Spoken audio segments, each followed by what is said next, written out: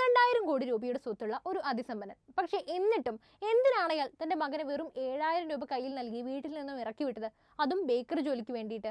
അതൊരു ആശ്ചര്യപ്പെടുത്തുന്ന കഥയാണ്. തീർന്നില്ല, ആരും കൊതിക്കുന്ന ഒരു മുതലാളി കൂടിയാണ് അദ്ദേഹം. തന്റെ ജീവനക്കാർക്ക് ഇയാൾ നൽകുന്ന സമ്മാനങ്ങൾ കേട്ടാൽ നമ്മൾ ഞെട്ടിപ്പോകും. എന്തായാലും അദ്ദേഹത്തിന്റെ മകന്റെ വിവാഹ ചടങ്ങിന് പ്രധാനമന്ത്രി നരേന്ദ്രമോദി പോലും പങ്കെടുത്തിട്ടുണ്ടെങ്കിൽ ആ സമ്പന്നൻ അത്ര നിസ്സാരക്കാരനല്ല എന്ന് നമുക്ക് മനസ്സിലാക്കാമല്ലോ. ആരാണ് ആ സമ്പന്നൻ? എന്താണ് അയാളുടെ അമ്പരപ്പിക്കുന്ന കഥ? അതൊന്ന് അറിഞ്ഞാലോ? നേരെ വീഡിയോയിലേക്ക് പോകാം. ഒന്നുമില്ലായ്മയിൽ നിന്നാണ് ധോലാക്കിയ ഇന്ന് കാണുന്ന സർവ്വ സൗഭാഗ്യങ്ങളും നേടിയെടുത്തത്. എന്നിട്ടോ തന്റെ ജീവനക്കാർക്ക് നൽകുന്ന സമ്മാനങ്ങൾ കൊണ്ടും തന്റെ ജീവിത രീതി കൊണ്ടും ഏവരെയും ഞെട്ടിക്കുന്നു. തീർന്നില്ല, തന്റെ മക്കളെ വളർത്തുന്ന രീതി പോലും അത്തരത്തിൽ തന്നെയാണ്. എന്താണെന്നല്ലേ പറയാം. ഇന്ത്യയിലെ വജ്ര തലസ്ഥാനമായ സൂറത്തിലെ ഏറ്റവും ധനികനായ വ്യാപാരിയാണ് സാവ്ജി ധൻജി ധോലാക്കിയ. തന്റെ കൈവശമുള്ള വെറും 1000 രൂപയും അതിനൊപ്പം 2 സുഹൃത്തുക്കളിൽ നിന്നും ശേഖരിച്ച് 2000 രൂപ, അങ്ങനെ 5000 രൂപ മുതൽ മുടക്കി ഡയമണ്ട് കട്ടിംഗ് ആൻഡ് പോളിഷിംഗ് രംഗത്തേക്ക് ഇറങ്ങി ഇന്ന് അയാൾ കീഴടക്കിയതിനോ കണക്കില്ല. ചിലപ്പോൾ അന്ന് അദ്ദേഹം പോലും കരുതിയിട്ടുണ്ടാവില്ല ആ ചെറിയ സ്ഥാപനം വളർന്ന് പന്തലിച്ച് $1.5 ബില്യൺ ആസ്തിയുള്ള കമ്പനിയായിട്ട് മാറുമെന്ന്. ഇന്ന് വജ്ര കയറ്റുമതിയുടെ ലോക വിപണിയിൽ തന്നെ ഏതാണ്ട് 10% വിഹിതം കൈയാളുന്ന Sreeramakrishna exports America, far east, Europe എന്നുവേണ്ട ലോകത്തിന്റെ എല്ലാ കോണിലും അവരുടെ സാന്നിധ്യം അറിയിച്ചു കഴിഞ്ഞു. എന്നാൽ ഈ കഠിന പ്രയത്നത്തിന് ചുക്കാൻ പിടിച്ച ധോലാക്കിയയുടെ വിദ്യാഭ്യാസ യോഗ്യതയോ വെറും 7ാം ക്ലാസ് മാത്രമാണ്. കഠിന പ്രയത്നം ചെയ്യാനുള്ള മനസ്സ്, അത് മാത്രമാണ് ഒരു കച്ചവടക്കാരന്റെ യോഗ്യത. അതിൽ വിദ്യാഭ്യാസത്തിന് ഒരു സ്ഥാനവുമില്ലെന്ന് അയാൾ അദ്ദേഹത്തിന്റെ ജീവിതം കൊണ്ടാണ് നമുക്ക് തെളിയിച്ച് കാണിച്ചു തരുന്നത്. ഏകദേശം 10 തലമുറയായി കൃഷി നടത്തിപ്പോന്ന ഒരു കുടുംബത്തിലെ അംഗം കൂടിയാണ് ധോലാക്കിയ. ഗുജറാത്തിലെ അംറേലിയിലുള്ള ദൂതാല ഗ്രാമത്തിൽ ജനിച്ച അദ്ദേഹത്തിന് യാദൃച്ഛികമായി സൂറത്തിൽ ജോലി ചെയ്യാൻ ലഭിച്ച അവസരമാണ് ബിസിനസ്സിൽ എത്തിപ്പെടാൻ നിമിത്തമായത്. കുടുംബം വലിയ സാമ്പത്തിക വെല്ലുവിളികൾ നേരിട്ടതോടെ സാവ്ജി 14ാം വയസ്സിൽ 4ാം ക്ലാസ്സിന് ശേഷം ഔപചാരിക വിദ്യാഭ്യാസം പാതി വഴിയിൽ ഉപേക്ഷിച്ചു. സൂറത്തിൽ തന്റെ പിതൃ സഹോദരന്റെ വജ്ര വ്യാപാരത്തിൽ ചേർന്നുകൊണ്ടാണ് സാവ്ജി വ്യവസായ രംഗത്തേക്ക് കടന്നു വരുന്നത്. സഹോദരന്മാരായ ഹിമ്മത്തും തുളസിയും പിന്നീട് അദ്ദേഹത്തോടൊപ്പം ചേർന്നു. 1992 സാവ്ജി ധൻജി തന്റെ സഹോദരന്മാരായ ഘനശ്യാം ധോലാക്കിയ, ഹിമ്മത്ത് ധോലാക്കിയ, തുളസി ധോലാക്കിയ എന്നിവർ ചേർന്ന് സൂറത്തിൽ ഹരികൃഷ്ണ എക്സ്പോർട്സ് പ്രൈവറ്റ് ലിമിറ്റഡ് സ്ഥാപിക്കുന്നു. കമ്പനിയുടെ diamond cutting and polishing unit സൂറത്തിൽ സ്ഥാപിച്ചപ്പോൾ കയറ്റുമതി ഓഫീസ് മുംബൈയിലാണ് സ്ഥാപിച്ചത്. 2014 ആയപ്പോഴേക്കും 6500 തൊഴിലാളികളുള്ള വമ്പൻ സ്ഥാപനമായിട്ട് അത് മാറുകയാണ്. 2005 ഹരികൃഷ്ണ എക്സ്പോർട്സിന് കീഴിൽ കിസ്ന എന്ന ജ്വല്ലറി ബ്രാൻഡും ആരംഭിച്ചു. ഇന്ന് രാജ്യത്തുടനീളം 6250ലധികം ഔട്ട്ലെറ്റുകളുള്ള കിസ്ന ഇന്ത്യയിലെ തന്നെ ഏറ്റവും വലിയ ഡയമണ്ട് ആഭരണ ബ്രാൻഡായി നിലകൊള്ളുകയാണ്. രാജ്യത്തെ ഏറ്റവും മികച്ച തൊഴിൽദാതാക്കളിൽ ഒരാളായും സാവ്ജി ധൻജി പരക്കെ കണക്കാക്കപ്പെടുകയാണ്. വളരെ സിമ്പിളായിട്ട് പറഞ്ഞാൽ ആരും കൊതിക്കുന്ന ഒരു മുതലാളി, അതാണ് സാവ്ജി. അതായത് എല്ലാ വർഷവും ദീപാവലി ബോണസായിട്ട് മാത്രം വലിയ വലിയ സമ്മാനങ്ങളാണ് കമ്പനി പ്രഖ്യാപിക്കാറുള്ളത്.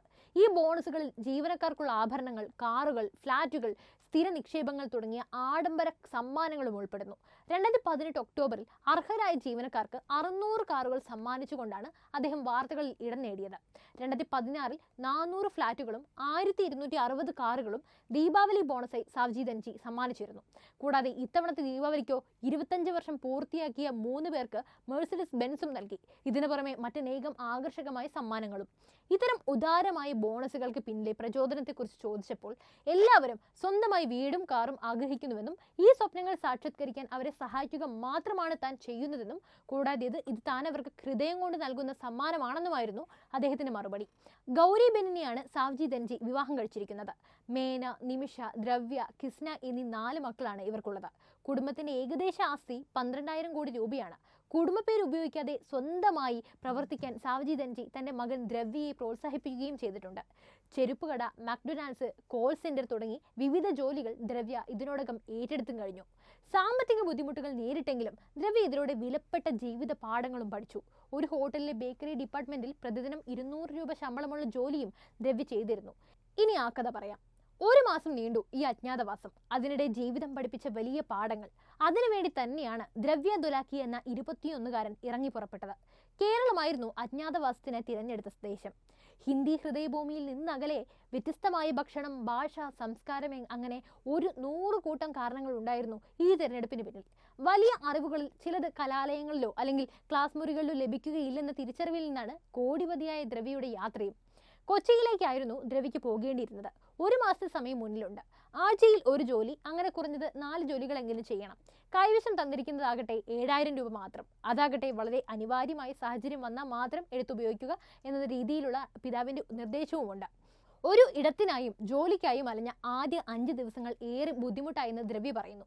പിതാവ് തന്നതിൽ നിന്ന് 2000 രൂപ എടുത്തതാണ് താമസ സ്ഥലം ഒപ്പിച്ചെടുത്തത്. അവിടെയാണ് ദ്രവ്യ ദുലാക്കിയ വേഷം മാറി താമസമാക്കിയത്.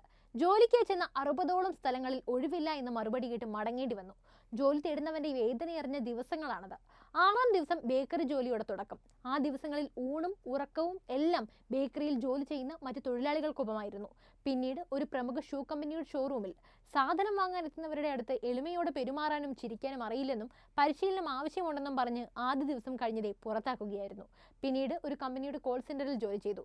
അവസാന ആഴ്ച മക്ഡൊണാൾഡ്സ് ഔട്ട്ലെറ്റിൽ ജോലി കിട്ടി. അത് ചെയ്തു തുടങ്ങും മുമ്പേ പിതാവിന്റെ പ്രതിനിധിയും എത്തി. നാട്ടിലേക്ക് മടക്കത്തിനായി. ജോലി ചെയ്ത് അതിനോടകം തന്നെ 6000 രൂപ സമ്പാദിച്ചിരുന്നു ദ്രവ്യ. കുടുംബത്തിൽ നിന്ന് ആദ്യമായിട്ടല്ല ഇങ്ങനെ കുട്ടികളെ വിടുന്നത്. ദ്രവ്യ 5ാമനാണ്. സഹോദരന്മാരുടെ 3 മക്കളെ 12 വർഷം മുമ്പ് ഇതേപോലെ അയച്ചിരുന്നു. മറ്റൊരു സഹോദരന്റെ മകനെ 6 വർഷം മുമ്പും. മറ്റുള്ളവരെക്കാൾ പ്രയാസമേറിയതായിരുന്നു ദ്രവ്യയുടെ ഇന്റേൺഷിപ്പ്.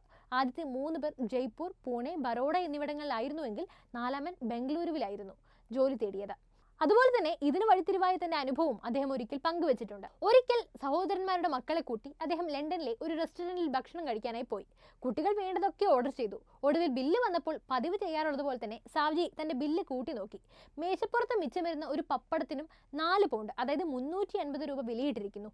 അത് ശ്രദ്ധിക്കാതിരിക്കാൻ സാധിച്ചില്ല. കുട്ടികൾ പണത്തിന്റെ വില അറിഞ്ഞു ജീവിക്കണമെന്നത് സാവ്ജി അന്നെടുത്ത തീരുമാനമാണ്. അങ്ങനെയാണ് 12 വർഷം മുമ്പ് അവരെ ഇതുപോലൊരു ജീവിതം അനുഭവിച്ച് പഠിപ്പിക്കാൻ പറഞ്ഞയച്ചത്. 2 പെൺമക്കൾക്ക് ഇളയതായി ജനിച്ച ഏക ആൺതരിയെ കൊച്ചിയിലെ ദിവസക്കൂലിക്കാർക്കൊപ്പം പണിയയ്ക്കാനുള്ള പ്രചോദനം ഇങ്ങനെയാണുണ്ടായത്. അതേസമയം പക്ഷേ ഇതൊരു വലിയ കാര്യമായൊന്നും അച്ഛനോ മകനോ കരുതുന്നുമില്ല. ജീവിതത്തെ യഥാർത്ഥമായി ആസ്വദിക്കുന്നതിന്റെ ഭാഗമാണിതെന്ന് ദ്രവ്യയും പിതാവും ഒരുപോലെ തന്നെ പറയുന്നു. എന്തായാലും ഈ കഴിഞ്ഞ ഇടയ്ക്ക് നടന്ന ദ്രവ്യയുടെ വിവാഹവും ഏറെ ശ്രദ്ധ ആകർഷിച്ച ഒന്നാണ്. അതായത് ദ്രവ്യയുടെ കല്യാണം കൂടാനെത്തിയ അതിഥി തന്നെയാണ് ഇവിടുത്തെ ചർച്ചാ വിഷയം. അതെ, ഇന്ത്യയുടെ പ്രധാനമന്ത്രി നരേന്ദ്രമോദിയാണ് ആ അതിഥി. ദുധാല ഗ്രാമത്തിൽ ദ്രവ്യയും റിയൽ എസ്റ്റേറ്റ് കമ്പനി ഉടമയുടെ മകൾ ജാൻവി ചാലുഡിയുമായുള്ള വിവാഹത്തിനാണ് മോദി ഹെലികോപ്റ്ററിൽ പറന്നെത്തിയത്. ഒന്നുമില്ലായ്മയിൽ നിന്ന് വലിയ ബിസിനസ് സാമ്രാജ്യം ഉണ്ടാക്കിയെടുത്ത ദൊലാക്കിയമാരുമായി മുഖ്യമന്ത്രി ആയിരിക്കുമ്പോഴേ മോദിക്ക് ബന്ധമുണ്ട്. അപ്പോൾ ദൊലാക്കിയയുടെ കഥ കേട്ടിട്ട് നിങ്ങൾക്ക് എന്ത് തോന്നുന്നു? നിങ്ങളും ഇങ്ങനെ ഒരു മുതലാളിയെ ആഗ്രഹിക്കുന്നുണ്ടോ? അല്ലെങ്കിൽ നിങ്ങൾക്ക് ഇങ്ങനെ ഒരു മുതലാളി ആകണമെന്നുണ്ടോ? നിങ്ങളുടെ മറുപടി എന്തായാലും കമന്റ് ചെയ്യൂ. അതോടൊപ്പം ഈ വീഡിയോ ലൈക്ക് ചെയ്യാനും ഷെയർ ചെയ്യാനും ശ്രദ്ധിക്കുമല്ലോ.